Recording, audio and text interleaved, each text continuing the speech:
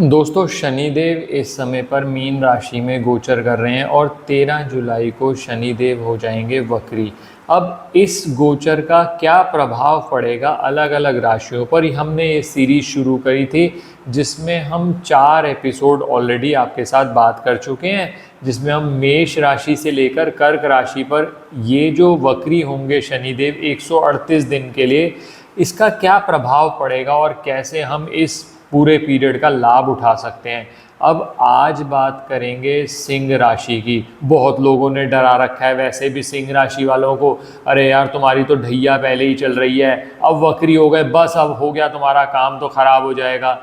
जबकि विपरीत बात है कि ढैया चल रही है शनिदेव की, वक्री हो रहे हैं, लेकिन फिर भी फायदा होगा। कैसे होगा आज सारी बातें आपको समझाऊंगा। शनिदेव इस समय पर अपने नक्षत्र में चल रहे हैं दोस्तों, और ये 138 दिन शनिदेव ढैया के बाद भी आपको तरक्की देंगे, लाभ देंगे। और अगर कहीं कुछ नुकसान हो रहा हो ना दोस्तों, तो मैं उपाय भी लेकर आया हूँ आपके लिए। आप छोटे छोटे वो उपाय कर लीजिए, उस नुकसान से आप बच जाएंगे। सब बात करूँगा, डिटेल में बात करेंगे, अंत तक हमारे साथ बने रहें। मैं विकास मल्होत्रा स्वागत करता हूँ आपका लाल किताब एस्ट्रो सेंटर चैनल पर।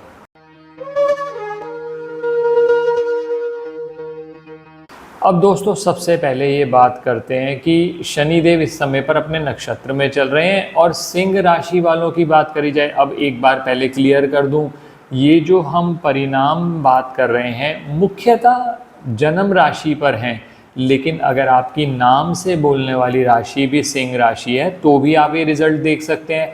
और क्योंकि शनिदेव अपने ही नक्षत्र में चल रहे हैं दोस्तों, तो ऐसी स्थिति में जो कि आपकी चंद्र राशि से रिजल्ट आएंगे ना, वो आपके लगन पे भी आएंगे। तो अगर सिंह लगन भी है आपका, तब भी ये रिजल्ट्स आप पे अप्लाई होंगे। अब सबसे पहले बात कर लेते हैं ये गोचर हो कौन से, ये वक्री जो शनिदेव हो रहे हैं ये कौन से हाउस में हो रहे हैं। ये हो रहे हैं 8th हाउस में। अब ऐसे में सिंह राशि वालों को थोड़ा सा, क्योंकि देखो कोई भी गोचर हो उसमें पॉजिटिव भी होगा नेगेटिव भी होगा, हमारा काम है पॉजिटिव को कैश करना और नेगेटिव को अवॉइड करना। तो सबसे पहले बात करते हैं, ये खाना नंबर 8 में गोचर कर रहे हैं। अब खाना नंबर 8 क्या है? खाना नंबर 8 माना जाता है बाधाओं का स्थान। बाधा जो भी आती हैं, अचानक बाधा आना, वो खाना नंबर 8 से देखी जाती है। खाना नंबर 8 मृत्यु का भाव भी माना जाता है, और इवन अगर किसी की लॉन्गिविटी देखनी हो वो भी हम खाना नंबर 8 से देखते हैं। अब शनिदेव खाना नंबर 8 में इन जनरल बहुत बुरे रिजल्ट नहीं देते, क्योंकि खाना नंबर 8 जो है वो मंगल और शनि का हेडक्वार्टर माना जाता है लाल किताब के असूलों के हिसाब से। अब लेकिन क्योंकि वो वक्री हो रहे हैं, मैंने पहले भी आपको कहा था वक्री जब भी ग्रह होता है वो उल्टा नहीं चलने लगता। वक्री का मतलब ही है कि वो कुछ ना कुछ डिले पैदा करेगा। अब जब 8th हाउस में ये गोचर होगा ना, तो शनिदेव थोड़ा सा डिले, यानी जो बाधाएं आ रही हैं, बाधाओं से नॉर्मली आप जल्दी निकल जाते, अब वो बाधाओं से निकलने के लिए आपको एक्स्ट्रा एफर्ट करना पड़ेगा, मेहनत ज़्यादा करनी पड़ेगी। अगर आप मेहनत से बचना चाहते हैं, मेहनत करना ही नहीं चाहते, सर मुझे तो मेहनत करनी नहीं है, तो फिर ये गोचर आपको अच्छे से, जो वक्री होना उनका ना, अच्छे से तंग करेगा। लेकिन अगर आप थोड़ा सा एक्स्ट्रा एफर्ट लेकर काम करेंगे तो वो सब बाधाओं को आप पार कर लेंगे। और दोस्तों जहाँ शनिदेव बैठते हैं, चाहे वो वक्री भी होंगे ना कहीं आपको लाभ दे के जाएंगे।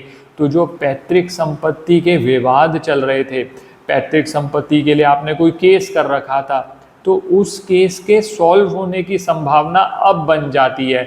तो ऐसी स्थिति में आप उसको कैश कर सकते हो। कोई रिसर्च का कार्य करना चाहते हो, उसमें थोड़ा डिले जरूर आएगा, क्योंकि अगर आप कोई भी चीज़ इन डेप्थ स्टडी करना चाहते हो उसमें कहीं ना कहीं आपको बाधाएं आएंगी।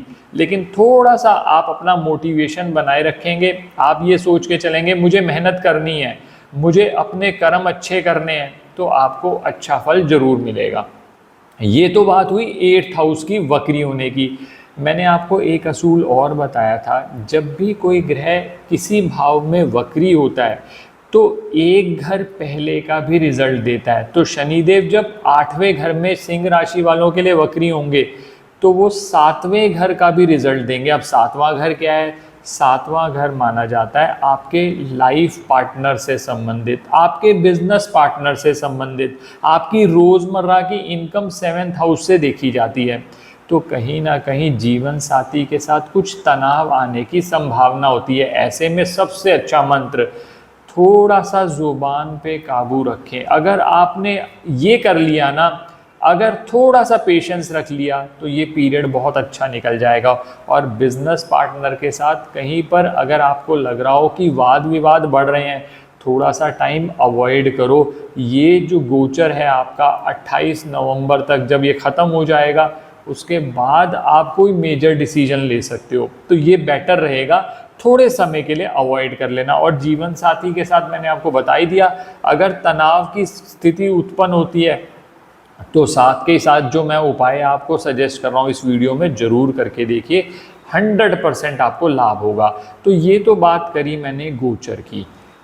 शनिदेव वक्री होंगे तो कैसे इफेक्ट करेंगे सिंह राशि वालों पर। अब शनिदेव की दृष्टियों पर भी बात कर लें। शनिदेव की 3 दृष्टियाँ होती हैं, 3rd, 7th और 10th। तो सबसे पहले तीसरी दृष्टि पे बात कर लेते हैं। जब वो 8th हाउस में गोचर कर रहे हैं, जब 8th हाउस में वक्री हो रहे हैं, तो वो सबसे पहले तीसरी दृष्टि से देखेंगे आपके 10वें भाव पर।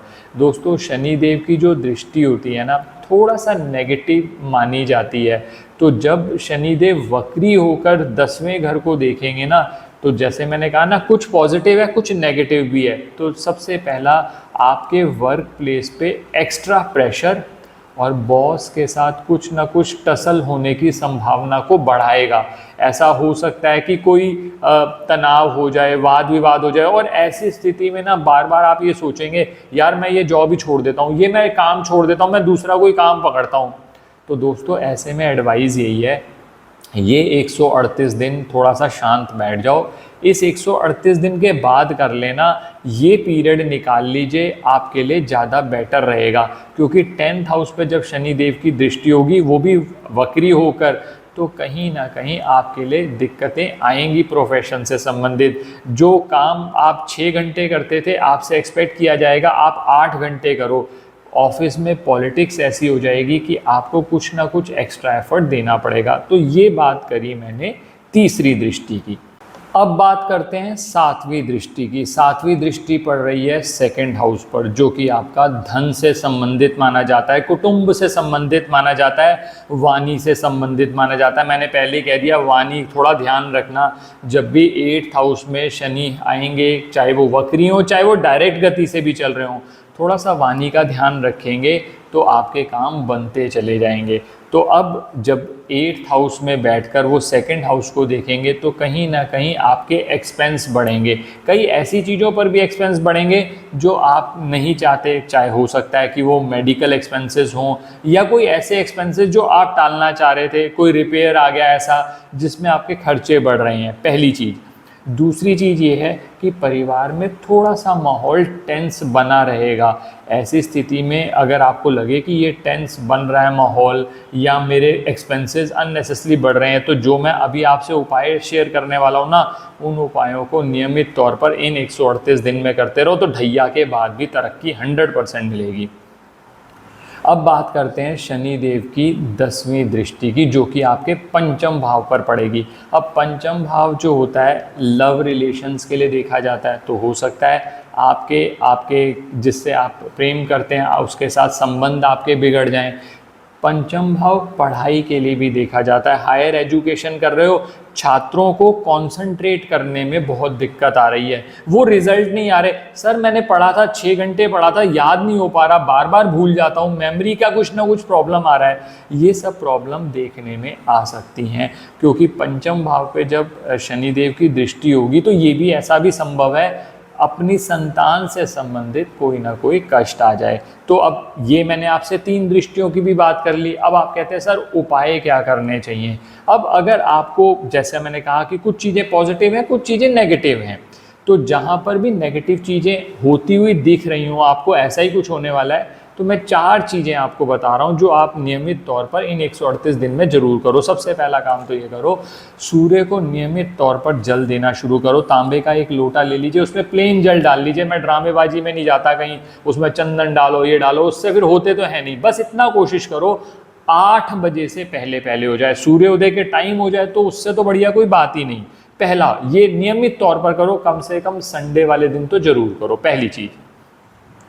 दूसरी चीज ये है कि आप एक चांदी का चौकोर टुकड़ा अपने पास रखो, बेटर रहेगा। अगर आप चांदी का चौकोर टुकड़ा अपने गले में डाल के रख लेते हो तो वो भी बहुत अच्छा रहेगा, उससे भी आपको एक सेविंग ग्रेस बना रहेगा। तीसरा, अगर मान लीजिए आप कहते हैं कि सर कोई और उपाय हो ही नहीं रहा और कुछ ज़्यादा समझ नहीं आ रहा, प्रॉब्लम बढ़ रही है, तो आप क्या करिए, नियमित तौर पर थोड़ी सी काली उड़द की दाल या तो जल प्रवाह कर दीजिए या किसी गरीब व्यक्ति को नियमित तौर पर देते रहें। आप ये भी कर सकते हैं, घर के आसपास कोई शनि मंदिर है वहाँ जाकर दे आइए। ये तीसरा काम हो गया। और चौथा काम बहुत ज़रूरी, 800 ml मिल्क ये आप जल प्रवाह कर दें। अगर ये सोमवार वाले दिन करें तो बहुत अच्छा है। तो इससे भी चंद्रमा, क्योंकि 8वें घर में चंद्रमा माना जाता है किस्मत जगाने वाला, तो यहाँ हम चंद्रमा का प्रयोग करें। कई लोग कहते हैं ना लॉजिक क्या है इस उपाय का, सर हम तो शनि पे बात कर रहे थे, चंद्रमा कहाँ से आ गया? क्योंकि 8वें घर के अंदर चंद्रमा किस्मत जगाने वाला है, इसीलिए तो कहा जाता है। ऐसा नहीं किया जाता कि अगर एक ग्रह खराब हो रहा है तो उसी का उपाय होगा, उससे संबंधित चीज़ों का, उससे संबंधित एट्रीब्यूट्स को यूज़ करके भी उपाय कराए जाते हैं। तो 800 ml मिल्क ले लीजिएगा। अब 138 दिन है, उसमें 1 या 2 बार ये उपाय कर लीजिएगा, तो आपको इस पूरे पीरियड के अंदर ढैया के बाद भी आपको ग्रोथ मिलती चली जाएगी। आशा करता हूँ दोस्तों वीडियो पसंद आया होगा। अगर वीडियो पसंद आया तो लाइक करें, बाकी लोगों के साथ भी शेयर करें। चैनल पे नए हैं, अब तक सब्सक्राइब नहीं किया तो प्लीज़ सब्सक्राइब कर दें। बेल बटन को पुश करना ना भूलें ताकि समय पर वीडियोस की नोटिफिकेशन आपको आती रहे।